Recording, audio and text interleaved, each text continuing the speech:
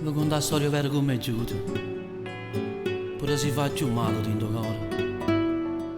La storia che vi sto raccontando è la storia di un guaglione assassinato. Si chiamava Gioacchino, ma tutti i compagni lo chiamavano Nina. Si scendeva mattina per andare al lavoro, aiutava a volte il suo papà. Semplice e assai sincero, un guaglione pulito, mamma sua l'aveva fatta così. A domenica pazziava con pallone, a teneva rindossando sta passione, ma a 20 anni è giunto in cielo con Gesù.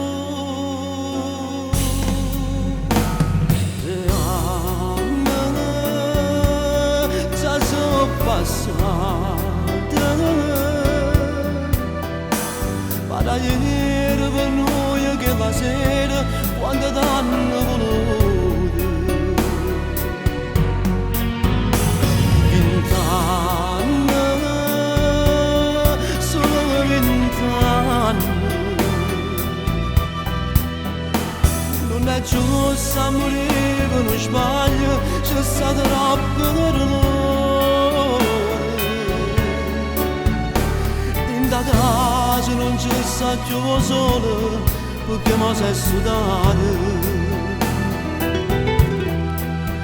Stanno i panni intaramati io profumo che è sempre portato. Tutte anni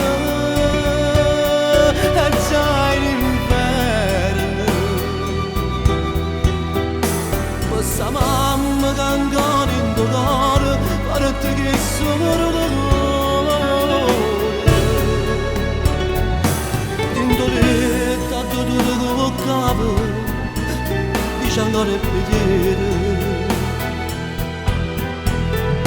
E volesse venire a te scendere, come a tutte le mattine, con latte o caffè, ma non lo voglio fare.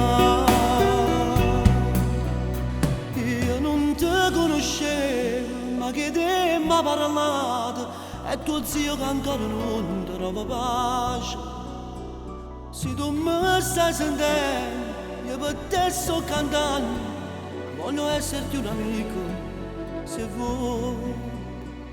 Ero destinato tu a fare la strada. Ero destinato a fare la strada. Era meglio se te ne tornava a casa. Era meglio se te ne tornava a casa. Ti hai trovato mesi e che l'hanno sparato.